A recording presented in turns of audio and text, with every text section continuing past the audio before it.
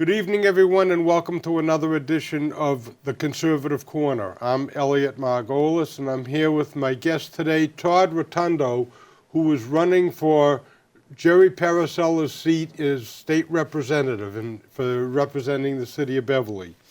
Welcome, Todd.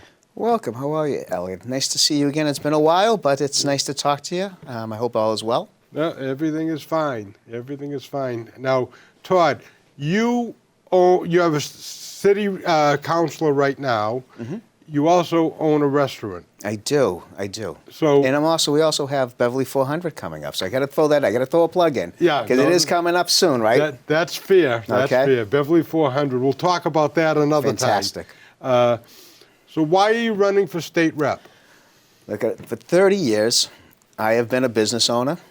I have been community activist. Being involved with the community, whether it's PTO president for 9 years. I have been the Youth Collaboration Board chair, as well as the Beverly 400 Plus. Activities. I like to be involved. I want to make Beverly a better place. There's a lot of issues in the city. So as a city councilor, I hear the issues. Like you just mentioned, I have, a restaurant where people come in at the lunch counter, and I have always coffee hour. You can come and sit down, whether you're eating or not, and you talk. I hear your issues, whether it's transportation, or if it's, the roads and the bridges, right? It's in my ward. We're seeing the development up at Folly Hill. That's in my ward as well, but it's affecting all of the city. But those things that are happening here in Beverly, the education, which we just saw what happened with the fair, with the strike that went on, and, the teachers, getting adequate and fair pay. Those are things that are going to come out from the state as well. I know I'm the best candidate to bring those issues to the state, to make sure that the people in Beverly and Wenham, by the way, half of Wenham is now part of District 6. I want to be their voice, their big voice. I've always been that. That has been my thing that I've always believed in, collaborate, facilitate, communicate, and sometimes it's educate. Those right there, those are what I'm going to do with other legislators. I've had that opportunity in the last 8+ years working with other legislators like Senator Lovely, former Representative Paracella, Mass Department of Transportation, Paul Stedman with the bridge and the roads. That's going to give me an experience that I feel that no other candidate's going to have that I have. Okay, now I'm going to ask you a question that gets me cranky. Please. Okay, and when I get cranky, watch out. It bothers me that people on the North Shore, when they go into Boston, we have to pay a toll. People on the South Shore don't have to pay a toll when they go into Boston. I've asked Jerry Paracella, I've asked Joan Lovely, why is it that the people on the South Shore don't have to pay a toll? Or, since the state has a lot of money, why don't we just cut the toll off completely from the Tobin Bridge? I've had a few different answers on that. One is the federal government doesn't want us to add any more taxes. One is that there's more state representatives in the South Shore than the North Shore, so we can't get enough votes to do it. How do you feel about that? Okay, so you're talking about equity here right now, right? North Shore's burden is to pay the tolls and to maintain the bridge. Right. We are traveling the bridge, or we can go down Route 1 and 99 and alternate routes, 93, whatever we choose, however we choose to go there. And there are many different arguments. Do I think it's fair that we're burdening a lot of the cost? Not necessarily it's not fair, but the reality is it's what connects us from the North Shore to Boston. We need some way to pay. It's not just it's not the tolls that are just paying for the maintenance of the bridge. You see the bridge is continually painted. One side's done, they put the netting over to the next side. Now they're painting that side. You're a business owner, I'm a business owner. We know it all costs money to maintain. I got to maintain my building at the restaurant. If I want to keep it fresh, every so many years I have to renovate it, right? That costs money. Now, is it equitable that we're burdening all of it, but is the South Shore necessarily using the bridge all the time? I mean, I don't have the full argument on that. I mean, my personal experience, look at, I travel to Tobin often. I have the Easy Pass transponder. I use it when I'm going into Boston. It's convenient. We also know that it's a bridge that needs to be repaired and replaced possibly. They're talking about maybe even doing a tunnel, right? The federal government is the largest amount of tax dollars coming in to support those large infrastructures. And then obviously state monies. But we need to also maintain all our roads and bridges. And we've seen that. I mean, look at, we got 2 bridges in Beverly, right in my own ward. I got Kernwood and I got Hall Whitaker that, we want to make sure the infrastructure is being maintained or needs to be replaced. That takes money. And, unfortunately, unless there's a better resource of getting that money, you take from one pot, you're going to give it to another pot. Well, what's going to happen with that other resource that or that other pot of money that was supposed to go there, and that's just been cut down to pay for this? I don't know the full or the best answer. I just know that, yes, we burden the greatest share of it. Is it always necessarily fair? Not necessarily, but we do need to maintain these bridges, our infrastructure. We're seeing it. We need to continue maintaining it. Well, talking about money, okay, that brings up the subject of the illegal situation, the illegals coming in, or as some people prefer to call it, undocumented. Yep. Bottom line is, from my perspective, they're illegal. It's costing us a lot of money. What part of the word illegal doesn't the governor understand, who's a former attorney general? Why are we spending our money on illegal aliens as opposed to our veterans who are homeless, or fixing the bridges? That money could go to fix the bridges. So we're spending a lot of money. How do you feel about that? I like undocumented, and I get the illegal, whatever the case may be, however terminology you want to use, it's the same, right? Look, we know it's $1 billion that's been spent recently. The right to shelter, that law that was created, was not necessarily to take the influx of the amount of people that are coming into the state right now. $1 billion's a large price tag. And you're right, 100%. That money there needs, we are diverting money from our veteran services or even our own population that might be homeless or mental illness or health care. I mean, there's a catch-up for all of that money. And I know the governor right now is working on trying to rework how this can be done, the accountability. I know our state auditor is looking at the records. It came a huge onslaught quickly. We're seeing our hotels being inhabited with the undocumented. They're putting up temporary shelters. We're all human beings. Let's call that for what it is. And so for me, I look at people who are coming over the border. They're coming. I hate putting just one brushstroke of all people, right? But they're making their way over the borders, and I hear and I understand that it's removing resources. But I also try to understand why they're coming here. I look at from my own ancestry, the Irish famine in the 1840s, 50s, right? They left Ireland because of the potato famine, and Irish need not apply, right? And then even the other side, the Italians who helped build Beacon Hill, the North End, right? They came here and they weren't necessarily welcomed either, right? And now we're having another influx of undocumented people coming here. They're coming here because their own place to live is probably not the best, right? And they're trying to achieve the American way. Unfortunately, it is coming at a large price tag for the Commonwealth of Massachusetts, which is in fact affecting our veterans. And look I don't know a single, as a counselor, has been the biggest advocate and pushed for veterans and making sure they get services. I've worked with the Veterans Council. Look, I didn't serve as a veteran, but I have the biggest, greatest, most respect for a veteran. They allow us to have this debate or to have a conversation, because without that and the protection, we wouldn't have these. We wouldn't be able to have the right to pursue happiness. All right. I understand that, and I understand why they're coming. But Congress hasn't done its job. My grandfather came over from Poland, okay? He went to Ellis Island. They vetted him. They're not vetting these people. So we don't know what's coming in. We don't have the right laws, and Congress isn't doing it. But here's the thing. If they come across the border illegally, okay, and the government says that's okay to be illegal, why do I have to follow the law? Why do they not have to follow the law, but I have to? Well, I think we all should be following the law. I understand, but you understand where I'm coming from. So we're also talking two different situations, right? We're talking, you just said Congress, right? So national, right? That's a national issue that's debated forever. Reagan time, right? Under Reagan, he did amnesty, granted it, boom. It seems in the last, since the 80s, we've always had this issue of immigration policies and border patrols and how do we best suit it. And I don't know, for some reason on the national level, Congress, they haven't seemed to want to touch it. And so now it's falling to the states, which now becomes our issue as a state. Now, we have the right to shelter law in place, right? We have that, give them safety and refuge and get them the services they need. But I don't think this law was designed to expect the influx that was coming in the last year and a half. Did you expect it? No, I didn't.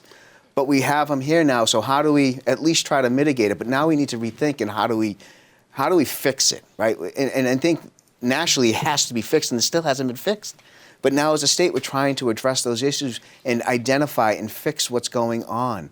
You know, it's almost like when the pandemic happened and a lot of money came free-flowing to keep businesses afloat, to help people, you know, combat this, you know, the pandemic.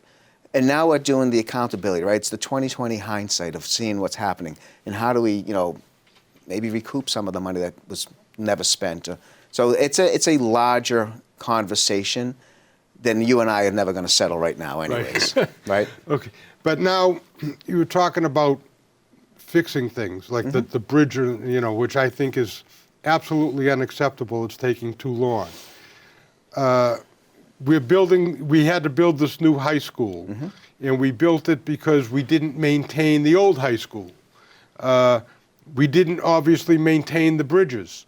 Go down 128, or as they now call it, 95, and you look at the bridges, and they're in terrible disrepair. Shouldn't money go towards repairing those bridges? Because isn't it cheaper to repair them than it is to build a new one? Absolutely. So look at, you remember that little project called the Big Dig, right? I've heard of that. Yeah, you heard it maybe once or twice. We're still paying for that debt. You know, not the full, but scopes of it, right? And infrastructure, unfortunately, hasn't been maintained to its best that it should have been. But there, you know, look at, we have a lot of social programs in Massachusetts that, you know, we're giving health care for all. Who doesn't deserve health care? I mean, look at, I've had a heart attack. You know, I want to make sure that I have health care. We want to make sure every citizen is able to have health care. It's a big expense. Our infrastructure definitely needs to be addressed, and more specifically looking at Beverly, the two bridges, which are programmed. But remember, we also need to rely on federal funding to get those bridges, to get the state into it. There's state funding. There's different various pockets of money that pay for various projects. You know, the Hall Whitaker needs to be completely replaced.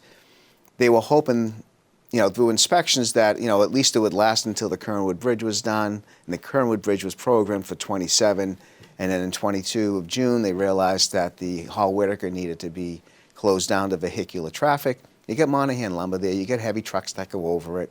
You know, that becomes a situation is maybe, you know, how do you police these heavy trucks? No one wants to have a fatality in the, you know, over a bridge because of the unsafety of it, right?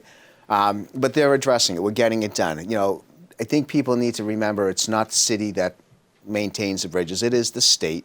You know, it's been advocated. It's continue advocating. The uniqueness of the Hall Whitaker Bridge specifically, because that's the bridge that's closed down right now, is we have a yacht club, we have navigational waters, which then ultimately Coast Guard has to sign off on the planning. So we need to make sure our I's are dotted and, you know, the T's are crossed, so that before the plans are filed with them that we're having this bridge reopened. It's, you know, yeah, we need to definitely identify better ways of funding our infrastructure. And I know right now, you know, Governor Haley's put out some of those ways. They're looking at a bonding bill to get more money. We were, you know, recipient of the infrastructure bill. We got, you know, we got $1 billion, which actually helped to identify one of the 60-odd bridges in addition to, you know, getting the funding. It was Hall Whitaker that got identified that way. Okay, so what specifically do you think Beverly needs from its state rep? Specifically, well, we need many things. We need funding, right? Funding's always going to be key. We need to make sure that Chapter 70 funding for education, that we have enough adequate funding to fund our teachers, our students, the buildings, the curriculum that goes on. We need adequate roads and, you know, bridges, Chapter 90 money. We need adequate funding for our infrastructure to pay for those things. The other thing we need to really keep an eye on, and I know that we're doing it because we just had a meeting with the Aubert Resiliency Project, which, I can speak specifically, and Lynch Park is the other one. We do have to, we're a coastal community. Lo and behold, we are having erosions. We are having issues. Whether we want to maintaining. So how do we do that with Lynch Park, meaning we know that erodes eventually, we may lose part of it, or how do we redesign it? Similarly with Aubert Park. Aubert Park is eroding at a great rate that we're seeing it by inches now, and they've already taken steps that weren't going to cost us a fortune right now, that we could do it as a city. So they have the no-mow zone and stuff. So those three things right now are very, very, very important for a city. We have other issues, healthcare and things. We have the hospital here, but those three things really directly affect our residents here in Beverly and also partially in Wenham, right? So resiliency, making sure that we really, truly keep an eye on the coast, as well as our infrastructure, roads, bridges, sidewalks, the funding for that, education. Those are really keys that I want to make sure that we are getting our fair share of the money from the state. And I think that's what I'm going to be able to do. I'm hearing, I'm hearing that teachers are just not happy with the amount of money that they're making. And this is statewide. And of course there was 3 strikes in the past couple of months. Are teachers making enough money, or what can we do to get them more money to make them happy? Because striking is illegal and there's no consequences for striking. Well, Elliot, listen, my daughter's a preschool teacher at McEwen. I am fortunate. She's 27 years old. She is the story that we're hearing all over, affordable housing, which is another thing that we need to address. Not just Beverly, and we're doing our fair share of building, but it's a regional, it's a state issue, right? My daughter, minimal debt. She's done the right thing. First-time home buyers class she's taken. She's saving money, and she goes to pre-qualify for a loan. And unfortunately, on a teacher's salary, it could be a police salary, it could be a firefighter's salary, base salary, they're not qualifying for funding to pay for homes that, you want to buy a condo in Beverly now? You're looking at minimum $400,000. Buy a house, never mind, we're at $500,000-$600,000. It's not unique to Beverly. It's regional. It's a desirable place to live. Where can you have 4 train stops, a coast, airport? We kind of like a little Boston almost, right? We have that sort of feel, right? We got the highway through us, and so unfortunately, do teachers make adequate amount of money to afford to live in Beverly? I don't think I can live in Beverly if I were to move here these days. I was fortunate to buy in the mid-90s, and I bought it with my brother because we were young. I was 22 years old, and I couldn't afford the mortgage then, and it was $139,000, but we had to split it, and we made it work. I'm hearing more and more from people about how it's not unique that my daughter's back at home, 27 years old. Their kids are living at home, 27, 28, 30 years old. You have kids, I have kids. We always want our kids to do better than us. And then this is the one situation, I don't know if with housing they're going to do better than us. I think we're kind of at that point right now is, unless they're finding roommates or they're getting married or they're finding 6-figure jobs, I don't know how else to do it. I mean, look at our rents. Our rents are, in these newer apartments, $2,200 to $4,000. It's a lot. I get it, and I truly do. And I wish I had a magic wand to make it all go away and make it affordable, but it's, construction costs are high.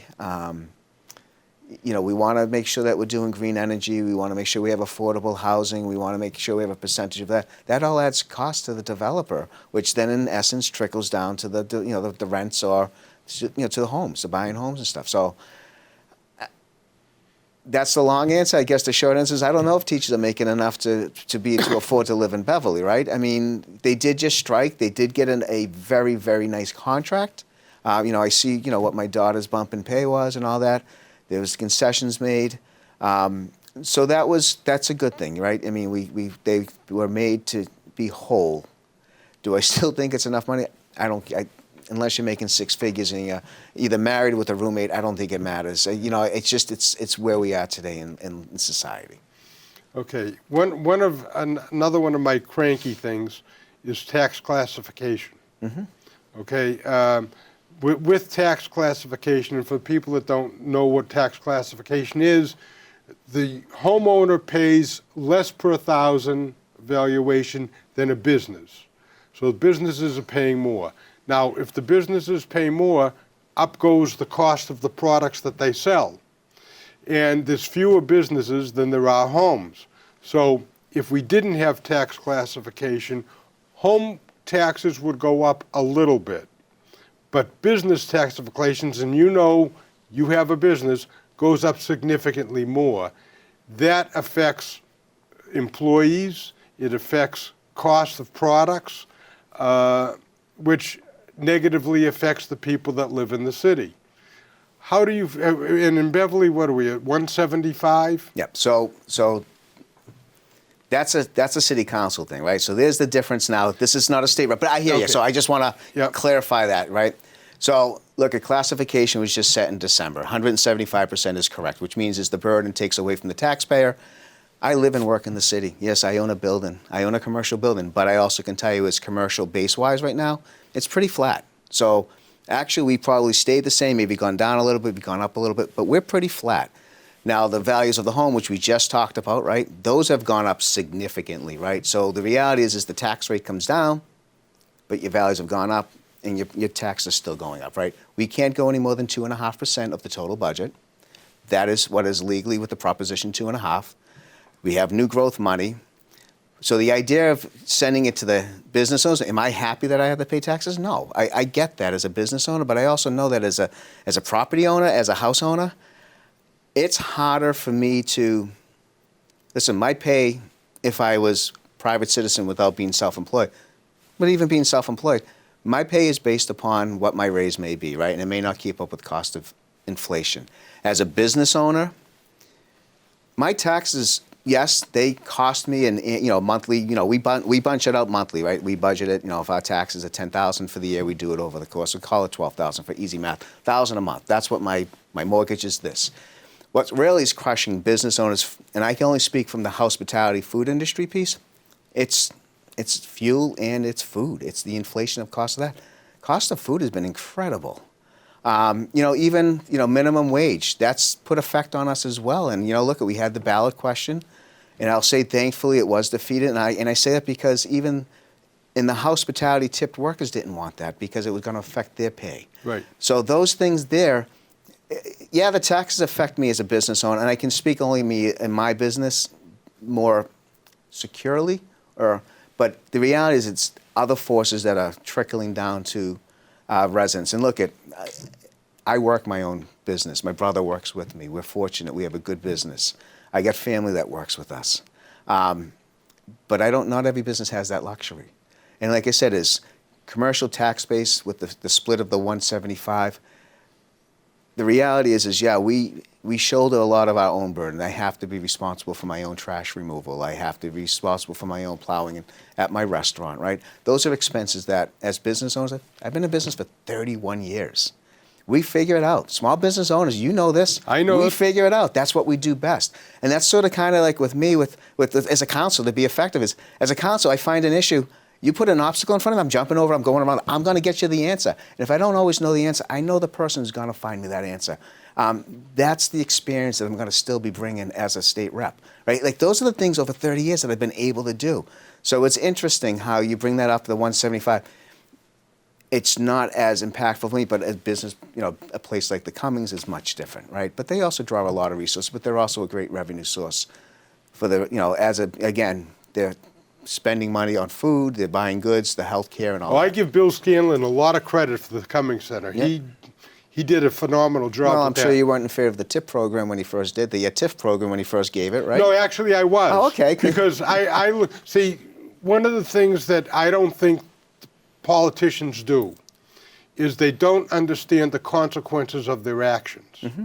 Okay? I understood the consequences of the actions that Bill Scanlon did with the Cummings Center because it's going to be there for a long time and it's going to bring in a lot of money. So, yeah, the TIF program was I was fine with that. And that's what I also can bring as well, right? Business owner for 31 years. Right. small business owner in an industry that's not a high survivable rate, right? I mean, Right. think about it, the hospitality, restaurants. Yeah, you might as well mention the restaurant's No, name. no, El Cafe Salerno's go. with my brother Michael. But thank you. Look, that's an experience that I'm going to bring is because, like you said, there's always two sides to the equation, right? We need to make sure we look at the whole, how it's going to affect it, what's the action with the reaction, right? Yeah. And so that's always going to be, that's just how I've lived life since 20 years old, to make sure that I keep an eye on both sides of the equation. Okay, one quick question, and then I want you to just give a little spiel.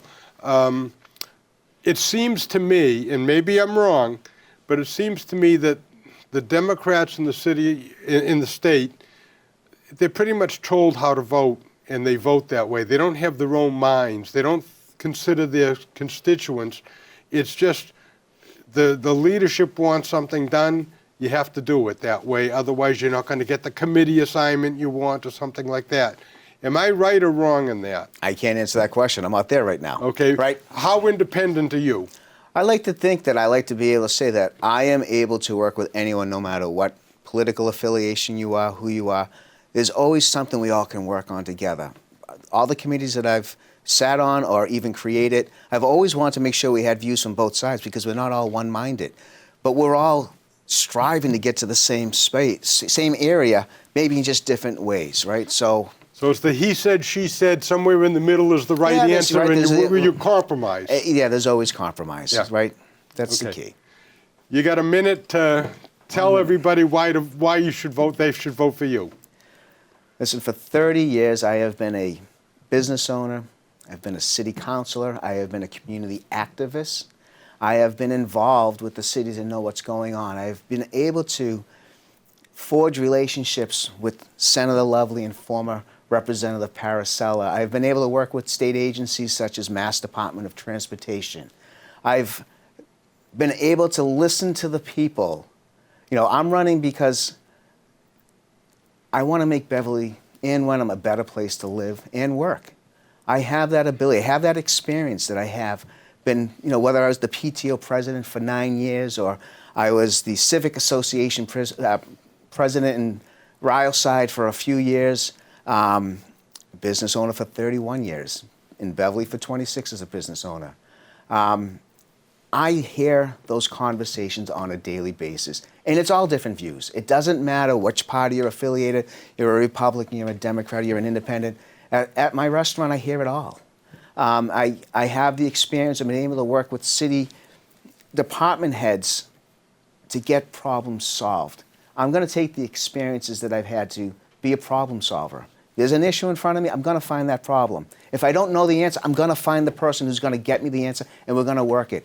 My job will always be to serve the people of Beverly and Wenham regardless. That is what I am going to be elected to do, is to hear you out. Yes, there's going to be issues that I'm going to have to do, but I want to make sure we solve those issues.